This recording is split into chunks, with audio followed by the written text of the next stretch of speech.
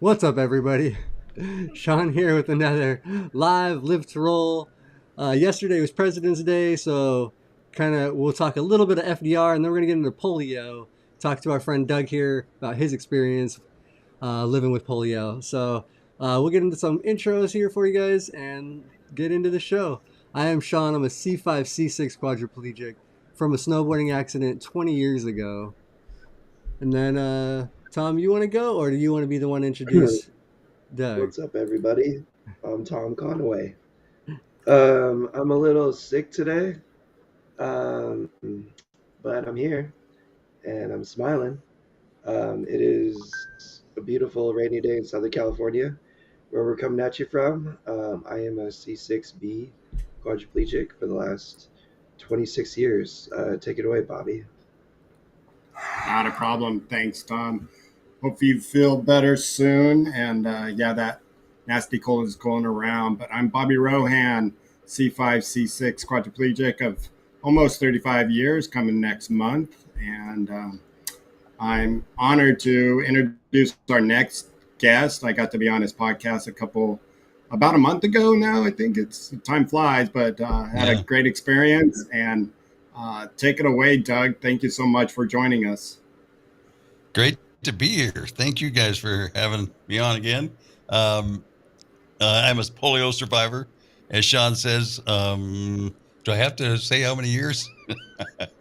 This will be You're welcome to share whatever you like. You're like that. About 60s. Yeah, just do that. One of these, about 67 or so years. I got it when I was a year old.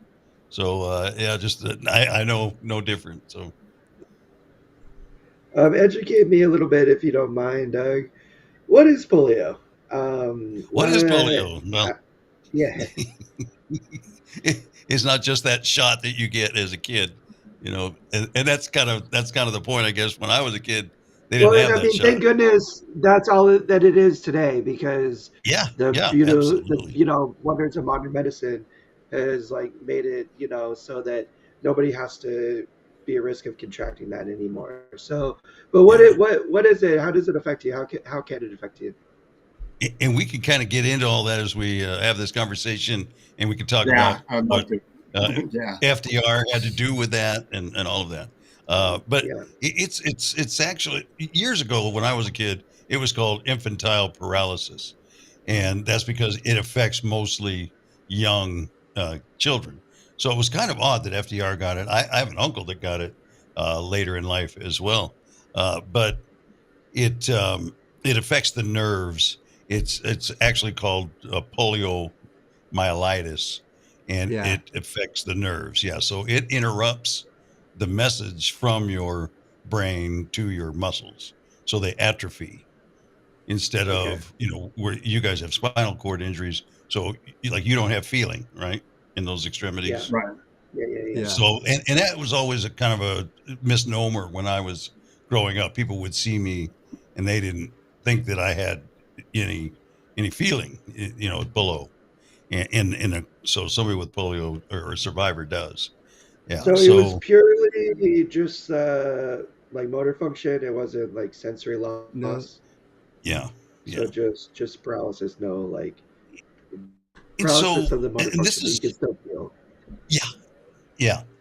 In various parts, and we can get into a lot of this, but I didn't really like it. Like I say, I grew up with it, never really gave it a whole lot of thought.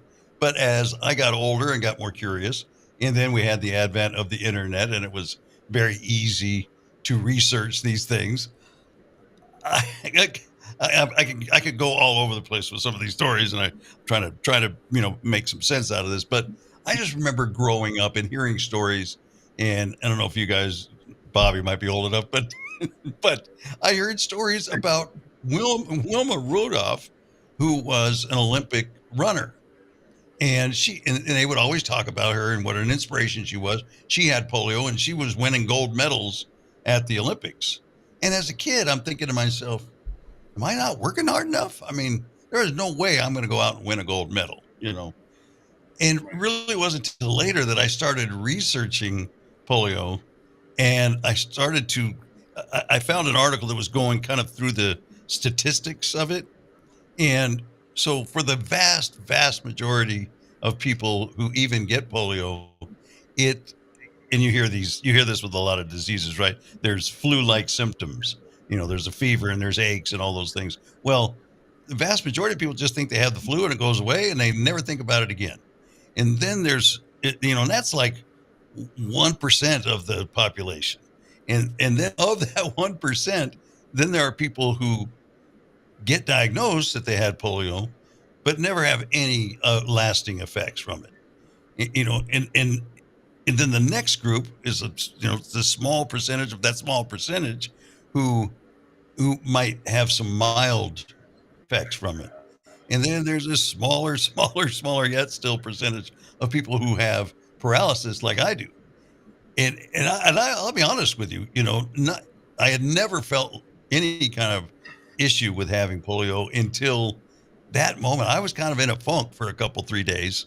It's is nothing, compared to I'm sure what you guys went through. But I remember thinking to myself, I kind of hit the reverse lottery, because it was this small group of people. I thought people got polio and everybody had some degree of effects like I did. But, I learned otherwise. But I got over that and moved on. But, that's what. And then there's, on that spectrum, there are people that spent their entire lives in what was called an iron lung and probably had to transition to a respirator when they had those. So, yeah, it was no joke. Very easy to get. Yeah. In a way, polio is kind of like what a spinal cord injury is. There's no two alike in a lot of ways. So, Shawn and I and Tom, we're all C5-6 quadriplegics, but we're all affected a little bit different. And, Shawn can do something that I can't do, and Tom can do something I can't do, and I can do something they can't do. And even though we're about the same level. And so that's also the case with polio, you're saying, and everybody has a certain degree of it. And I know what you mean by when you told that story. You're like, why am I not winning a gold medal with polio? Because when I got hurt, there was a gentleman across the hall who was C6-7, a little bit lower than I am, pushing his own chair, wheelie, and I'd see him in the gym lifting weights, and I'm like, what am I doing wrong? I'm an athlete. So it's, it's funny that we're both on that same spectrum of polio and spinal cord. No two are absolutely alike. They can be really similar, but you're saying there's also that many different degrees of what people have contracted after they have that cold. And getting polio back then was it like on the surfaces, or how was it spread? Yeah. It contact wise, it seemed to spread mostly during the summer, and I think they attributed that the virus would be in the water, in communal pools, that kind of thing. But somebody could pick up a piece of fruit at the grocery store, put it back down, move along, and the next person could pick up that piece of fruit and get it. It's transferred through fecal matter, which, as we all know, if you're not washing your hands, that could be everywhere. That could be transmitted, fairly easily. Yeah. And I had an example, Bobby, right down the hall, of how the difference could be so different with two people. My brother and I both got polio at the same time and grew up with it. We each had a dominant side. My dominant side is on the right. I have no activity in my left leg. I have no feeling in anything. I have feeling, but no activity. I can't move a muscle there. But on my right side, I can move my toes a little bit. I can move my leg. One of the surgeries I got as a kid, I had muscles in the back of my leg, behind my knee, and so I had 2 full braces. So they thought I had enough muscle that if they could move those muscles to the front of my leg, then it would help me swing through as I walked. So I went into surgery being able to maybe kind of pull my leg back a little bit, trying to get this right, kind of pull it back a little bit, where when I came out of the surgery, I was able to flex my muscles, and they were now on the front of my knee. I could like almost move my kneecap around, which I can still do now. Uh, so that was odd. But then my brother, his dominant side was the left side, and his left side was even more dominant. Like I drive with hand controls. He could drive he would use his left leg all the time to drive. So he would hit the gas pedal with his left leg and then move it over to the brake. So yeah, it could be different from person to person to person. Mm-hmm. And remind me again, Doug, how old were you when you and your brother got it? I was a year. He was a little over 2. Okay, yeah. I think I might have. I think I read that it affects mostly children under 5 is like the most affected, or it was more. Yeah. Do people still get the vaccine? I believe everybody still does. That's why it's mostly eradicated. Unless you have family that doesn't do any vaccines after. So then there's because I did read also. Let's take a minute to shout out vaccines, baby. If you are at risk, get your flu shot, get your flu vaccine. Make sure to get your COVID vaccine. mRNA vaccines are a miracle of modern medicine and have saved millions and millions and millions of lives. And anybody that doesn't believe in that science, maybe do a little bit of research. That is why polio has been mostly eliminated throughout the world because of the vaccination process, because getting vaccinated. There was a time when it only really existed in some lab somewhere. They wanted to keep it, just a little bit of it for research, but then it kind of broke out again in some of the. I know. I read also the 2 active countries that still have like regular active cases are Pakistan and Afghanistan right now. Yeah. So those are the 2. But there was the most recent case in the U.S. was like July 2022. It was documented. Really, so, that was only not even 2 years ago. So that is probably somebody that just didn't want to do the vaccinations. But in the research that I did too, so many questions were kind of answered as I read this, because I had an older sister at the time when we both got it. In my research, it was a book called the Post-Polio Paradox, and we'll get into post-polio at some point. But I realized that it's a mostly Eastern European disease, meaning if you have Eastern European background, it doesn't affect African Americans as much. And when I read that, I'm thinking, in my in the school that I went to as a kid and all that, I didn't see much of that at all. Did you go to a special school? Yeah, they had a school. I don't know what you would call it now, from kindergarten to 4th grade. And then both my brother and I were mainstreamed in the 5th grade. And we went to public school. And I wish I'd have asked my folks more questions, because I remember our orthopedic surgeon at the time was involved in that process. I think he wrote a letter, gave us some kind of recommendation, that we're good to go to school under whatever criteria that is. But I don't know if there was any kind of fight with the school, if they had to overcome any objections. I don't know. I don't remember any of that being discussed around us, at least. Yeah, I think inclusivity and accessibility in like public schools, especially, like didn't really come until much later, and is still not really existent in some places. But definitely back in the day, I'm sure it was just probably like a more specialized school. It was different, Tom. It was different, and I'll say this, and I have to give the disclaimer that my brother and I were pretty mobile. We walked on crutches, but we were pretty good at it. I'll put it that way. We play handball with everybody. We just kind of did it differently. And I remember going to PE class, and we had a number of different exercises. From climbing rope to doing the parallel bars to running and doing the long jump and all these different things. And there was different levels. If you met a certain level in each one of those, then there was a series of colored trunks that you got. So everybody had, I think, green. And then if you met a certain level in all these different disciplines, you could go to blue and on up, and then it went like silver, gold, platinum. So if you could Yeah, do I was the going to say, top, the well, your gold is your highest one. highest one, yeah, exactly. So bar dips, I could get gold trunks into bar dips, Yeah, because I could do that all day long. But I so had I a would play flag football with them.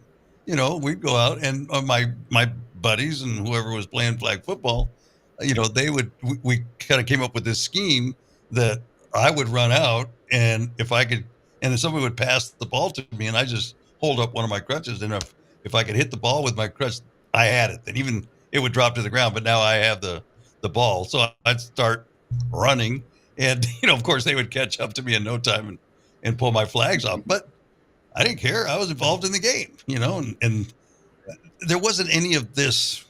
At least in my time and where I was, that's all I can go by. But I, there was no discrimination against me from the kids, and in the classroom, none of that. So if you jump forward, and I remember working with an organization that helps people with disabilities live an independent life, and I'm like, what? We're still fighting this fight all these years later, inclusion, and I was kind of clueless a little bit, but yeah, I guess we are. yeah, but it's funny We're you should fighting say, harder than ever. I had a I had a friend who was a polio, and he probably was the gold short wearer because he finally went to Michigan on a scholarship for gymnastics, and he did rings and the Oh, the bars, the parallel bars. And he said, the good thing is my legs were stiff as a board, so they wouldn't drop as I was upside down. And yeah, he won perfect a form. couple championship rings. Yeah. So it's funny how your upper body. So because back then, probably a lot of polio in your cases were using the crutches Yes. Mm-hmm. and the leg braces. Yeah, yeah, and that's another thing that I learned in this book. It got very, very scientific, and I can't even remember it, let alone be able to go into it here. All because it talks about how fibromyalgia may just be people that had polio back years ago, undiagnosed, and these are the symptoms now presenting Oh, themselves. I don't know if Interesting. that's proven, but that was a theory, at least when the book was written. that's Yeah, interesting. but I learned it because once you have the initial disease, there's a period of about 2 years afterwards where your nerves will kind of regenerate, and they go into all that too. And but it's remarkable what your body can do. So it will it will fill in those spots where there's fewer nerve endings. But the problem is you have fewer to start with, and everybody loses them over the course of our lives, right? They just wear out, and by the time you're old age, but we start with so many fewer. That's kind of what post polio syndrome is you get to a point about 30 years or so after the initial disease, and then that lack of nerve endings are dying. It starts to kind of catch up with you, and you lose strength. Is that is that where that term post polio comes into play then? Hmm. Yeah, exactly. Yeah. Yeah, I And mean it's the long-term side effects of any kind of condition like that where you're not, activating the nerves, you're not activating your muscles, like beyond the atrophy, like I don't know, it's just something that we talk about all the time, just because we're all, 20, 30 years into our injury as well. And the side effects of gravity and time on, somebody with paralysis is different for real. Post SCI disorder. and it wouldn't surprise me if a lot Anyway, of those same things, are present with the SCI yeah. survivors as well. Yeah, Yeah. you're going to I wear them mean, out. yeah, over time, our body just, you don't even have to have polio, post polio, or Exactly. spinal cord, and you're wearing it out no matter what. I mean, Mm. unless you're treating your body with that upright respect of, not too much exercise, but exercise, not too much of overeating, but eating proper, then maybe you can make it last a little longer. But I mean, Y- when we were young, I mean, we like to be, especially men, to be adventurous, and you play hard, you definitely pay the price in the long run after 30 years of going, whoa, okay, now I know what they're talking about. Yeah, I know. I see young people that are doing hand cycles and and racing with uh, push cycles or playing basketball and all that. And part of me wants to say, dude, save those. Take it easy, save them. But no, I don't, because they should be able to Nah, live yeah, their lives, go hard. yeah, and I mean, still, you don't want to live in this bubble for something Yeah, you know that you don't yeah. know that is I actually wouldn't going to change make a a thing. difference. Yeah, that might make a difference or not. Yeah, I mean, it's always important, no matter what you do in your life, to Yeah, maintain yeah, a healthy balance of, function, activity, and, stuff you're doing. But you could easily overdo it and end up doing more harm than good, for sure. And that's something to be mindful of.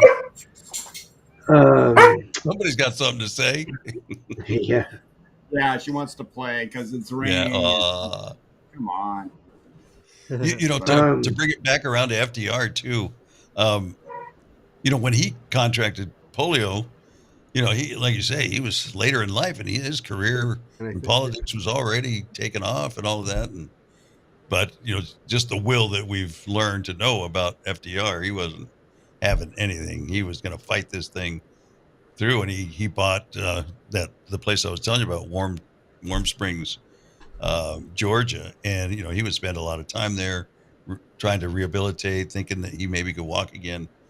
And then just the whole, uh, how do I put it? It's not. I wouldn't say it was a cover up, because the press at the time was much more willing to kind of not reveal that he couldn't walk. I mean, I thought as a kid growing up, I knew he had polio, but I didn't realize that he really just could barely stand. He had to. When you look at old films, you can see his son is right by his side, and he's hanging on for dear life to his son as he's walking up to the podium. I think it's one of the places. I think it was the convention where he gave, before he was president, where he gave a keynote address on the final night of the Democratic convention that really kind of put him on the nationwide map. And then he followed after that. But they would Now, always film him in how cars. And how long until it was revealed that he had polio? Because, like, forgive my ignorance of this part of history. I, How, like, because he did hide it as long as he Yeah, could, he hid right? it for a while, yeah, I believe. yeah. the yeah, That's a good question. I don't know if at that time people actually knew. It's one of those things, of perception of strength, and we were going through some really tough times at the time, of course, World War II. And, so they wanted to have a perception of strength and not weakness. So I know that was part of why they hid that. But I don't know if it really came out until after. I think widely, I don't think it came out until after Yeah. it maybe was. Now, I mean, that's so interesting. Like, I understand. I mean, even today, I think there's like a stigmatization, like, involved surrounding disability. I think Yeah, yeah, anybody with a disability know how strong going through this kind of struggle and trauma and adversity can make you, how much it can teach you, how it can make you grow and be stronger and smarter and better and have a wider perspective and more empathy and more knowledge and wisdom as a result of your disability, not yeah, so much this being like something that's, doesn't make you qualified for office. yeah, Maybe it even makes you more qualified, but like, of course, and obviously, like, the perception was is that, if you're physically weak, then you're just weak all around. right.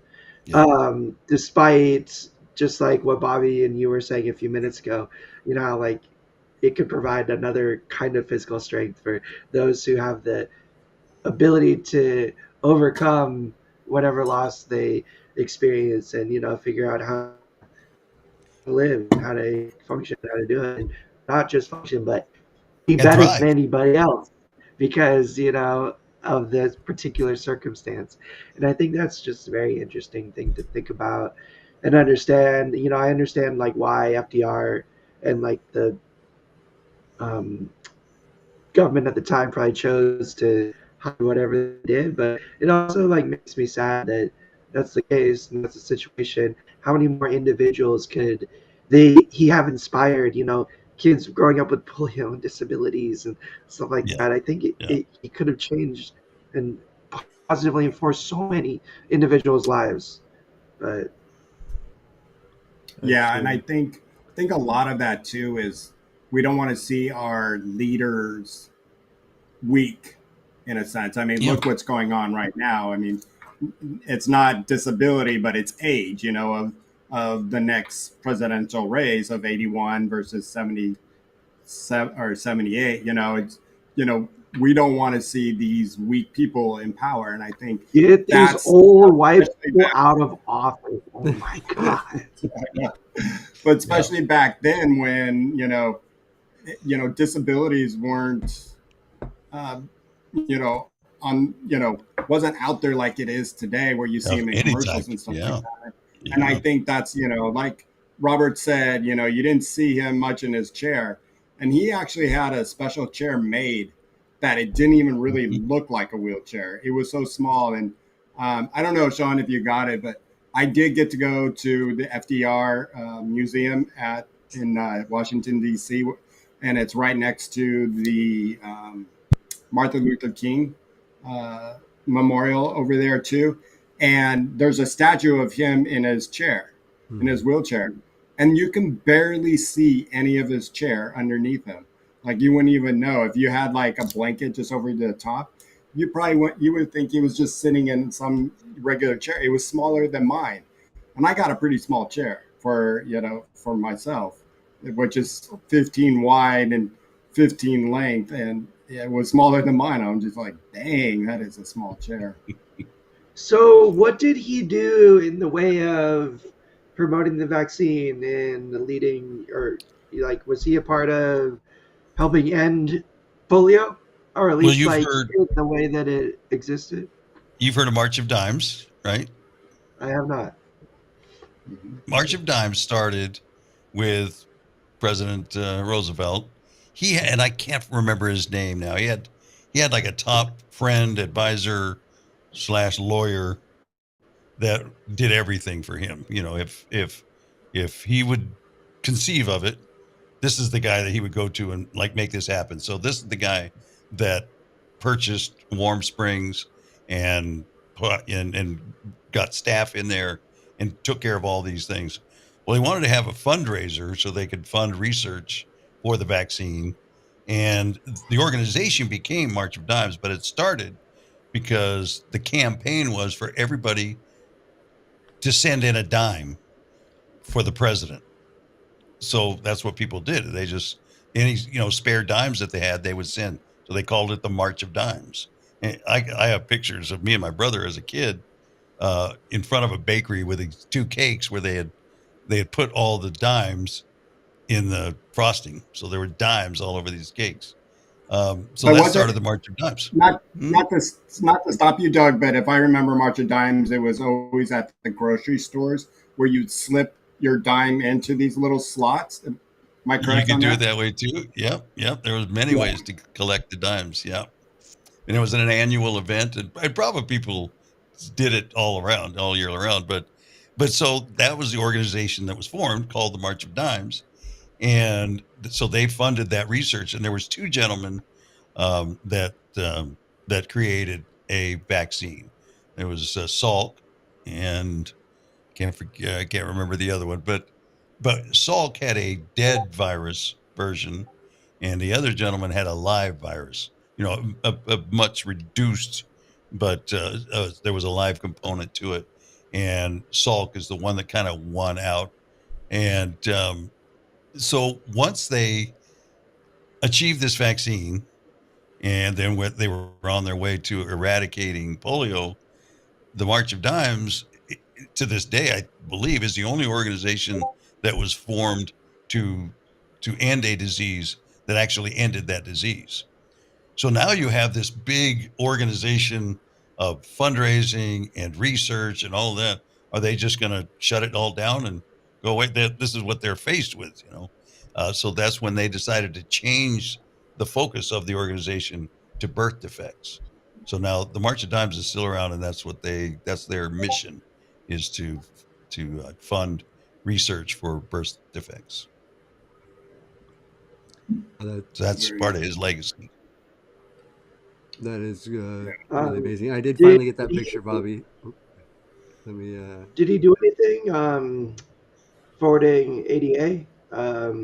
Anything representative of individuals with That was mobility so many disorders? years before him, because he died to start the start of his third term, I believe it was, which is in the late, in the late 40s. You can't even see his wheelchair. Yeah, that's a picture of him sitting on his wheelchair. His hips are like hanging over the outside of the wheels. Yeah. Mm-hmm. And I'll tell you one thing. Really compact. It was hotter than heck that day. And that night I get home, and because I had put my elbow up on him like this, and I burnt my... He burned you? Yeah, he burnt me that little sucker. Because the bronze was so hot, and because it was like when we were in DC, it was like 90 degrees and 90% humidity that day. Sounds lovely. Yeah, I was just looking this up. He died in 1945. Back then, they didn't have a limit on 2 terms for president, so I think he was just starting his 3rd term and died shortly into his 3rd term. Yeah. Yeah. No, I know it was like so long before ADA, and you're absolutely right. Like there was so much going on in the world at the time, like World War II. Like there were atrocities and conflict and humanitarian crisis, well beyond accessibility issues at the time. I was wondering if there was anything that I wasn't aware of or didn't know about, but I really do think it's a shame. I mean, even despite everything that was going on, I mean, he was like a profound leader. He was revered as like one of the greatest presidents in U.S. history. But I mean, heck, dude, you had a disability. You had people making custom wheelchairs for you. You had people making like custom desks for you and stuff, and unique mobility aids. Like, why couldn't... I don't know. It's just, as someone who lives with a disability, it's something like all I can think about sometimes is, how other people are experiencing this and going through this. As a world leader, isn't that like your whole MO is to think about other individuals? How could you not think about other individuals with disabilities in a more significant way? If nothing else, just if he could have been more forthcoming with it, and he could have led by example. I mean, what a powerful example. Yeah. The leader of the free world has polio, and he's getting shit done, right? How many more decades earlier would ADA have come about? Yeah. If, accessibility. Well, the whole disability movement didn't really start getting any momentum until the 70s.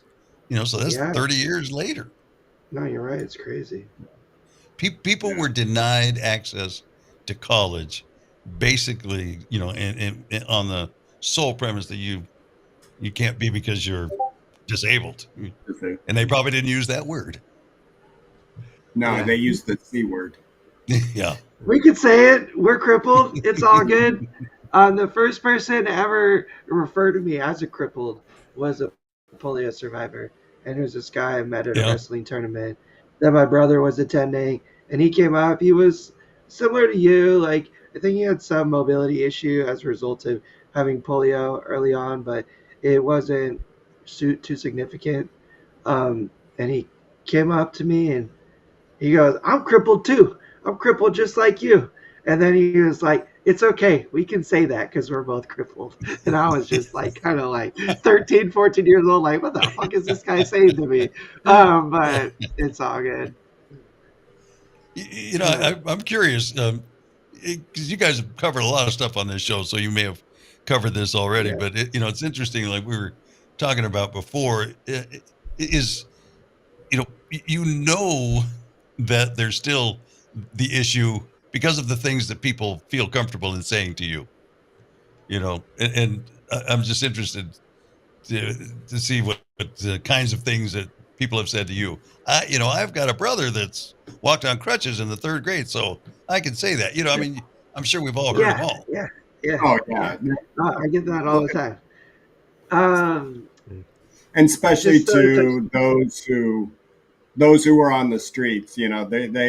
They like to come up and just like, I was in a chair for 3 months, man. I broke my back, I and know those are.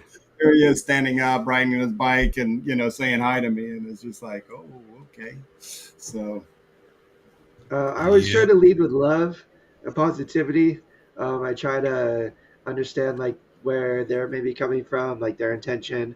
Yeah. Like 95% of the time, I say it's like from a point of like empathy and understanding. Like they've experienced something, if not the same, they're just trying to relate. And I honestly think that's a beautiful thing, because that's what I try to do with people Yeah. all the time too. So I'm with you. I always I'm just with you. like try to take it with love. There is like that 5% where it's maybe just like rude, like I don't know like what these people are on, if they are on the spectrum or just not Yeah. educated by their parents to how to socially communicate with individuals, particularly ones with disabilities. And I don't know, like those experiences, I've almost been like so taken aback. I'm almost like less speechless and just try to like move on and circumnavigate any negative situation with Yeah. anybody. But the ones I can always forgive are kids. Oh, Kids, it's always just like pure curiosity and just wanting to know and learn about your situation. What I can't stand is when the parents are just as bad as the kids and they're gawking just as bad, or they're asking more inappropriate questions than the kids are and stuff. And it's like, dude, how about try to like set a good example? Like I yeah. don't know. um but it is what it is. People are crazy, people are Yeah. weird. I'm with you. All I ask is you can ask me any question. It just be respectful. I don't care. I mean, That's it. I've read articles where there are people that really take issue with it. With people Yeah. asking them. yeah, But I don't care. It's I've those, never, like you say, it's the percentage. I think I might even go a little higher. I'm pretty graceful with, but every once in a while there's somebody that's just the way they say it. There's just a tone in the voice. There's yeah. just no Well, real Do tact at you all. do you get more of that now that you're in a chair more full time, or when you were on crutches when you were younger, or like, yeah, I'm just curious if if it's increased at all, or if it's the kind of It's back in the day different. It's a different. little different. And my brother, he went to a chair much earlier than I did, and he kind of prepared me a little bit, and I didn't believe him. So I've had a number of different experiences. Uh, we make fun of a lot of them, but uh, when we used to go to the track every year. A buddy of mine and me out to the Speedway in Fontana, and so I would. They have a nice series of golf carts that they can get you around if you're disabled. So I would roll up, transfer into the passenger seat, and then he would grab my wheelchair and hop on the back. They had some wheelchair ones, but they were always taken by somebody who was just drunk. So, they couldn't accommodate somebody in an actual wheelchair. So, yes, that's my sarcasm coming out. So, so, then we would take off. But every once in a while, some idiot that was driving the golf cart would say something stupid. I'd sit there and he's not going anywhere. He would look over his shoulder at my buddy behind him and go, I can't read minds. He's waiting for us to tell him where to go. And I yeah. look at him and go, I can talk, you know. Yeah. Yeah, I guess he had to Well, talk to my able bodied friend to get. Yeah. Yeah, that's a very common one, and Yeah. where somebody at a restaurant just a couple weeks ago uh, asked the people I was with, does he want the chair pulled out? And I'm like, hello, I'm right here. Yes, I want you. You can look at me. I do speak, and it's just Yeah. crazy that still in this Yeah. time. And but Yeah. I find that more, and that's with the very young generation. I mean, she Yeah. was probably 17. Where it's just like you're like, wow, Well, being and I young. mean, It's not all. I can almost forgive someone younger, like in that situation, because they're maybe just trying not even to be rude, but like get too in their head about like what to say, or they're overthinking or something. And like I don't know, like I get what you're saying too, because I get peeved by that exact same thing, and I've had it happen my whole life. Like my mom, when I was younger, I would just like a kid, and everyone would go, "Oh, how's Tom doing?" And I'd be sitting right next to her. She'd go, Right. I don't know. Why Yeah. don't you ask him yourself? Like, Yeah. just stuff like that. It's like, oh, come on, dude. But Well, like, this I is the was at only a issue I funeral. have with the young kids. This is the issue I have with the Uh, young kids is that yeah, everything now is about being inclusive. Whether it's transgender, I don't want to blow your podcast up here, but we have to agree with anything people come up with. I'm a furry, I'm a this, I'm a that, and him, he, she, her, is, her.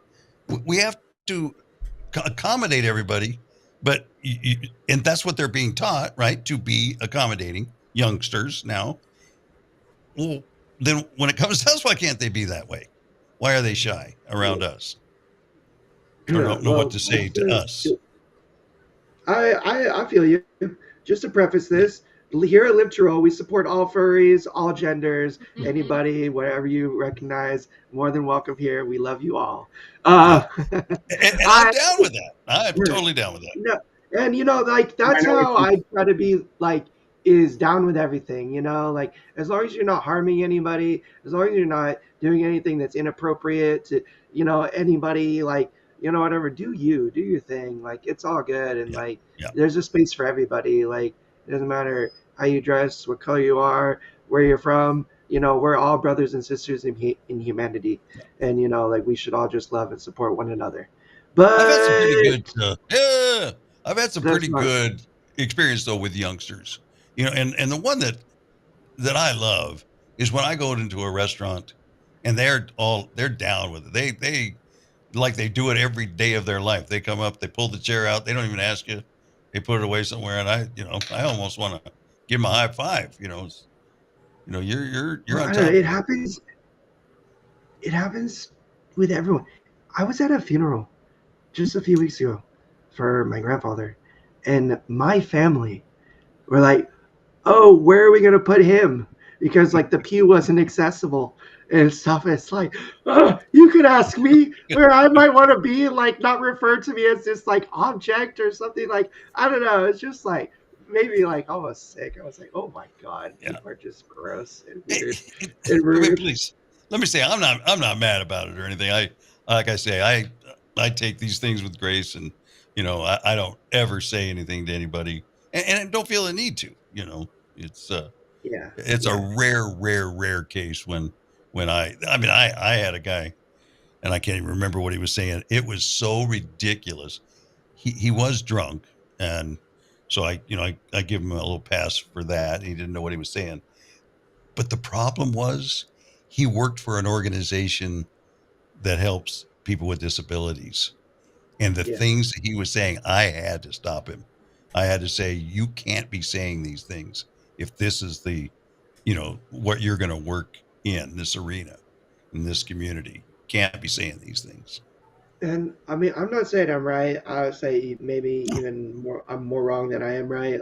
Majority of the time. I hope not. I try my best, but um, I think it is important to educate. I think it's Yeah. important to educate people. Yeah. If someone is rude, even if they don't mean to be rude, um, like I'm not being rude by correcting you or educating you on like this isn't Yeah. okay. The next time you interact with someone with disability, like you better check yourself or like try to think about how to maybe go about this in a more appropriate, respectful way. Yeah. Because like that is our responsibility, I think, to a certain point, is to Mm-hmm. educate people that, obviously are not in awareness or in the know how disrespectful and rude they might be coming across. And there are those moments where, like, I'm good most of the time, but there's this small percentage of the time where I'm not Yeah. good, and I'm like just upset, angry, got a lot of stuff going on in my life or whatever, and you don't want to say the wrong thing in front of me then, especially in regards to my disability, because I'm gonna come at you. Yeah. Watch out. Let me end on this one. Just the topic. We'll just end it on this. This was probably just the like cringy funniest almost. My when I was married, my wife cut hair, and she would cut at home sometimes. She'd had some clients, so she ran into a friend of hers that she had known from high school or something. They got to talking and found out she cut hair. So she said, well, come on over, I'll cut your hair. So so she's there getting her hair cut, and I think I had been out, so I come home and I come walking in, and I think I was just there for a short time, and then I left. Well, my wife tells me as I come back, she said, so and so was like, why didn't you warn me? Like, why didn't you warn me? Why didn't you warn me of what? That he walked on crutches. Why didn't you warn me? I mean, what do you say to that? I'm sorry, I did not make you aware that he was going to be using a mobility aid. Like, oh my god, that's crazy. Yeah. I Yeah, we can move on from this too, but just one last thing.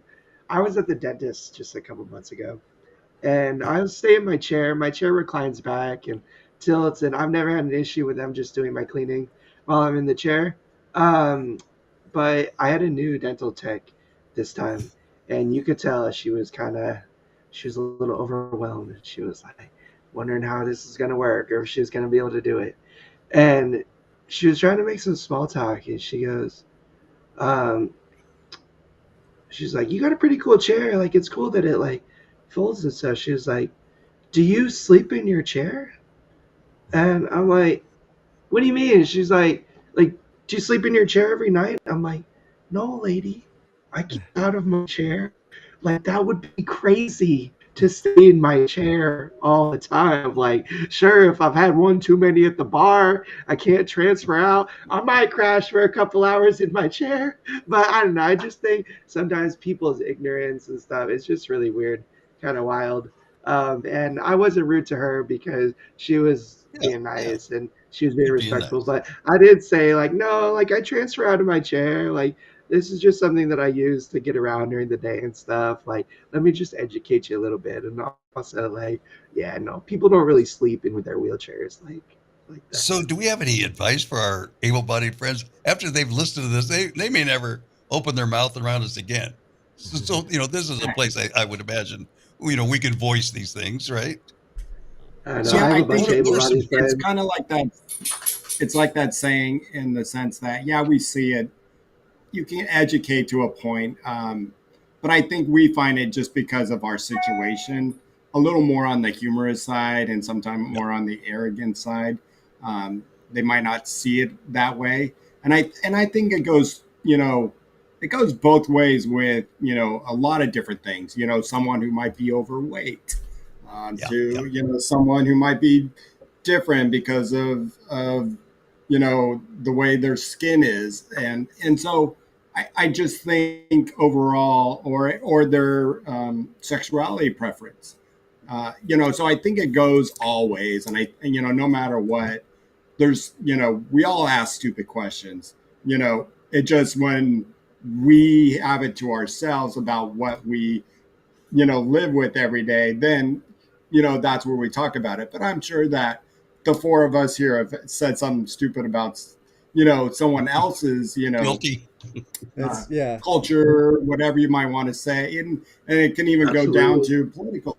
It goes both ways, and I just think sometimes we get to find, if we're not going to laugh at something and find the humor in it and the way people act around it, we might as well just check out, because Well, Yeah, yeah. what fun is it, to then find, shaking your head when somebody at like, oh, do you sleep in your chair? It's like, yeah, but okay, but that's a new one for me, and I haven't heard that yet. So, uh, you know, yeah, yes, you wish more people were a little more educated, but it's not mainstream.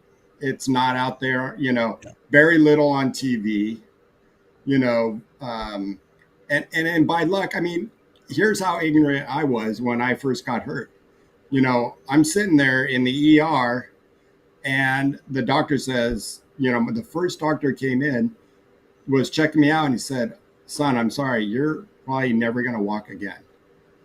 In fact, I know your break is so bad, your C6 has exploded, and you'll never walk again." And I'm like, how the hell?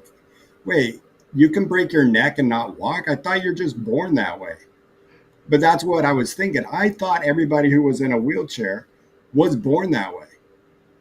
I mean, and here I am, 17, should have, but just never was around anybody. I knew that there was people using chairs. I knew about deaf and sight and stuff like that. But I didn't know you can just become paralyzed one day from a spinal cord. Yeah. And so, and why would you? Right. Right. Unless I had a really good health teacher one day, just took out the charts and explain the spinal cord and how important it is to our body. And either I did and I was goofing off in class that day, or just wasn't paying attention, or probably ditched that day. Who knows? But I didn't learn it. And when the gentleman says you're going to have a halo brace, where it's they're going to pin your head, and I was like, wait, that's what my dad had. And so I thought I was going to walk again. I'm like, wait, but if they healed my dad, why can't they heal me? Yeah. Yeah, it's hard and to it was understand. a whole different level. Yeah. And so, I think we do in the long run, we find, that it goes both ways. We just pick up on it about our own little situation, but not a lot of other situations. Yeah. I think you're right. And language is important too. How you talk about other people, how you refer to other people.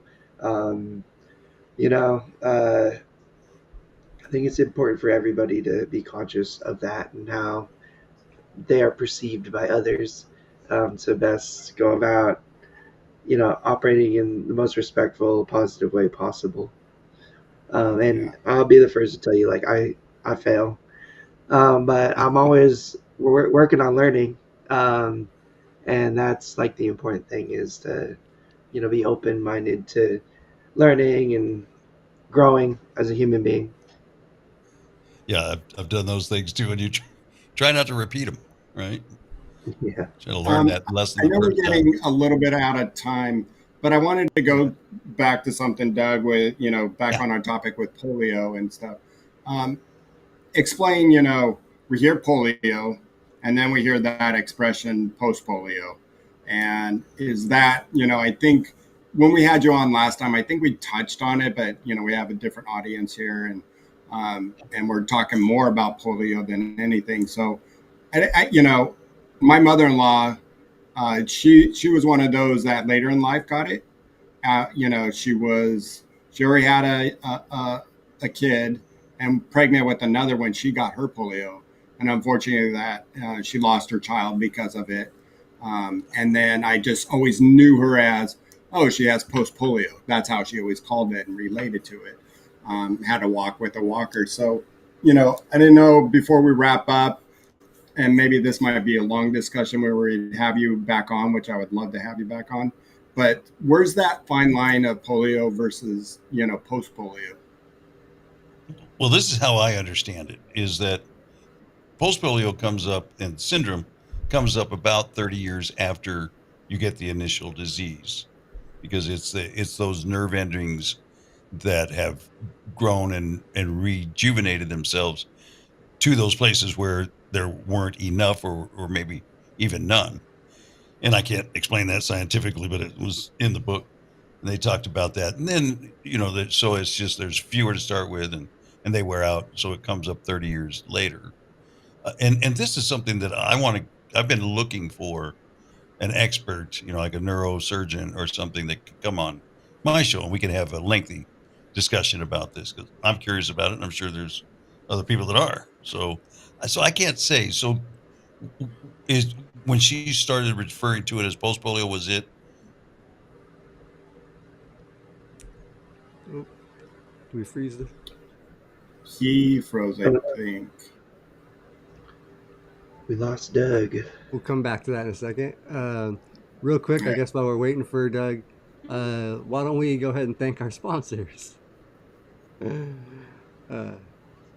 You want to do it, Shout Tom? out mobility professionals and urology professionals, baby. Mobility professionals help you out with your wheelchairs, any other durable medical equipment that is related to functioning with a disability.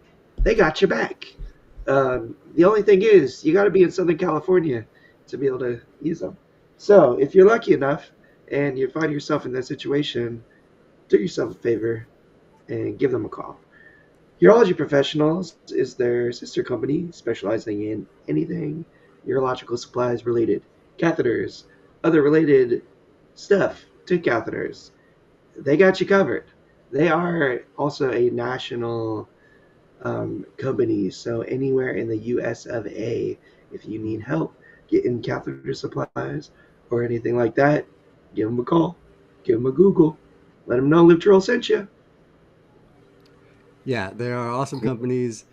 We appreciate them very much. Been supporting us for a while. Also support the community locally. So we just want to shout out, thank You're back, Doug. sponsors one more time, and we Sorry got about Doug that. back. No All right. worries. All right, Doug. I Yeah, don't. sorry you I got cut don't. off there, but you were explaining the post polio or Now, your. let me, well, I have a question kind of in relation to that. So, it's something similar that happens with spinal cord injuries too. Is like over 20 or 30 years, they say like your nerves can regenerate to a certain degree. The issue generally for SCI is there's scar tissue um, that's blocking the nerves and interfering with the myelin sheath and like makes it so that even though they're growing back, they still have a hard time reforging the old connections that were once. Um, Now that happens. You're saying that happens with polio, meaning like the nerves regenerate over time. Some of the gaps fill in, or where there was like damaged area, but then post polio is the nerves start to degenerate again. Well, my understanding is that they regenerate in that first couple of years, and Oh, then okay. just over the course of time, just like in everybody, like Bobby was saying, that's part of aging. Is that you know, to just to put the numbers simply so we can understand it. If we all started with a million nerve endings, which is probably in the billions, but if we all started with a billion, and because you had polio, you damaged half of those, and you only have 500,000. Now, if we both progress through life, you've started with a million, I've started with 500,000. I'm going to get to that point where it starts to affect my strength and mobility and all that sooner Well, than you. yeah, So, if I totally. understood it correctly, Yeah, that's no, the that way it makes is. sense. Yeah. Now, Um, as far as with the SEI, if you get regeneration after 20 years, that's got to be something different than what the disease of polio does.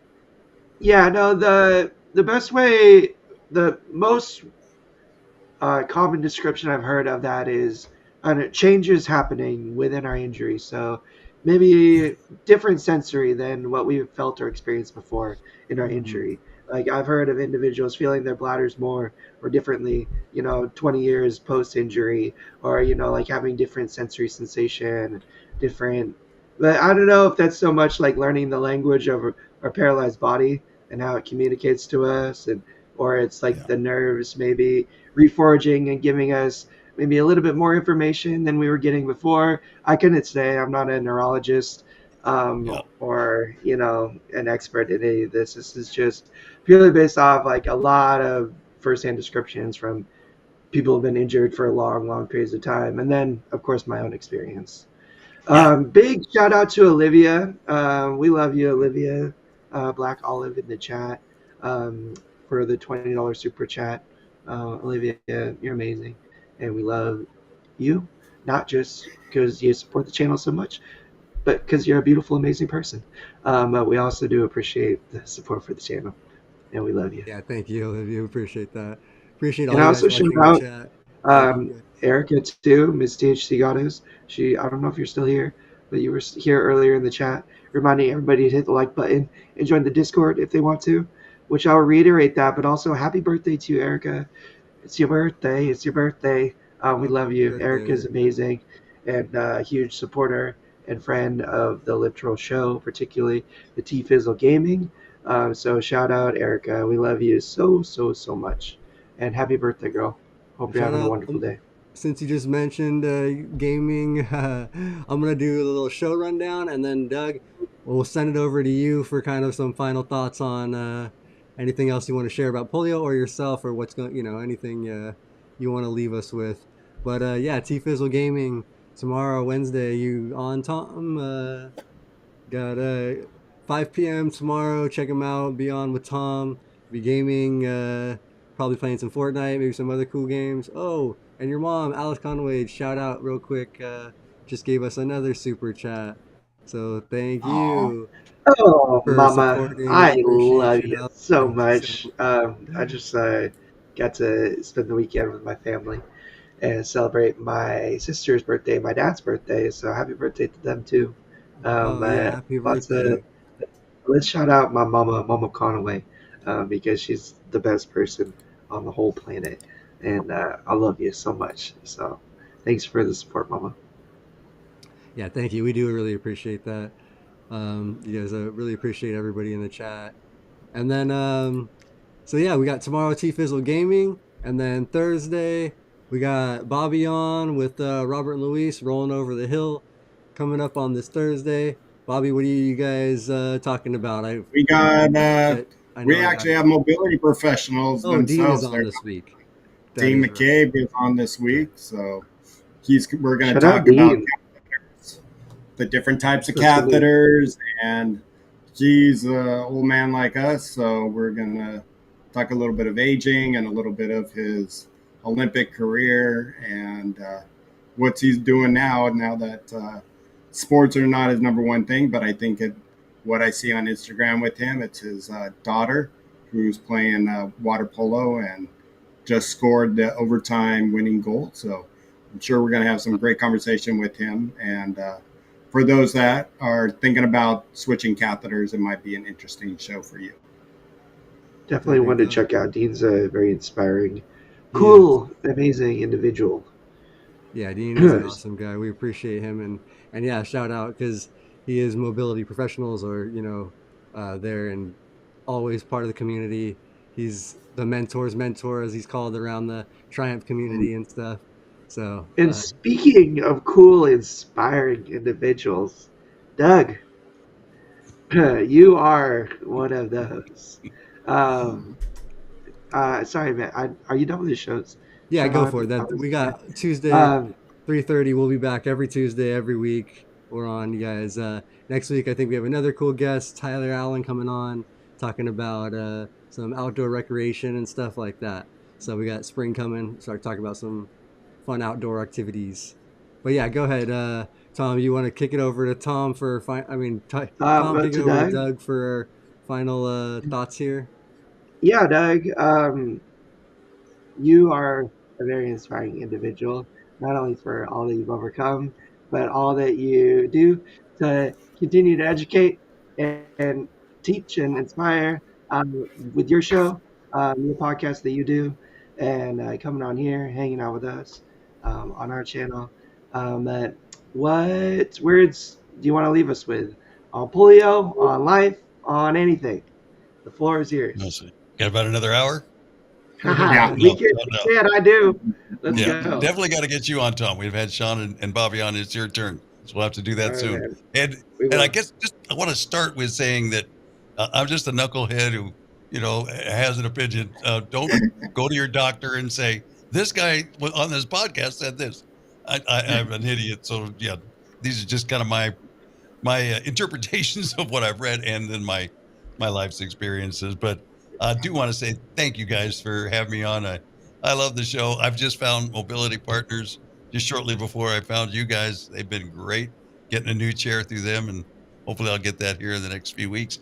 I had another question I want to ask you. We don't have time to get into it. I may ask you off the air, but thank you for having me on, and great job and everything you guys do. You've inspired me. I think I told Bobby on our podcast I've stole a few things from you guys. My co-host and I, we now introduce ourselves and give a little context to what our disability is before we go on talking about it for an hour. So we appreciate that. We stole that from you guys. So It's keep up not the good work. stealing, it's just inspired one another. You guys teach Yeah, us too, so it's all good. absolutely. Keep it up. I'll be listening. All Yeah, right, Doug, we we will. appreciate you, man. Thank you very much. And Doug's links for Instagram and his website for the podcast are down in the description below. So make sure to click down there, follow, subscribe to the podcast. Really great shows every week. So The podcast that just dropped today, just about an hour before I came on here, was about Abilities Expo, which is coming up here, in about 3 weeks or so? March. Yeah, March March 7th. yeah, just 15th, over a 16th, month, 17th. or just under 16, a month. 17. Under a month. We talked to the chairman of Abilities Expo, and he gives us kind of a rundown on where it started and how it got to be what it is today, and a little preview of what you can see if you go. So we'll see you there. Cool. Awesome. Well, great. Yeah, we And will you're going to there be too. Live to Roll will be there, so come out, check it out in LA. Check us out; it'll be fun. March 15th to the 17th, we will be there. So Cool. all right, you guys. Thank you very much for watching. We appreciate you guys all. Appreciate the super chats. Appreciate everybody who's in the chat, hanging out, watching. Everybody watching, listening afterwards too. So thank you guys. Appreciate your support, and we'll see you guys on the next one. Live to roll, everybody.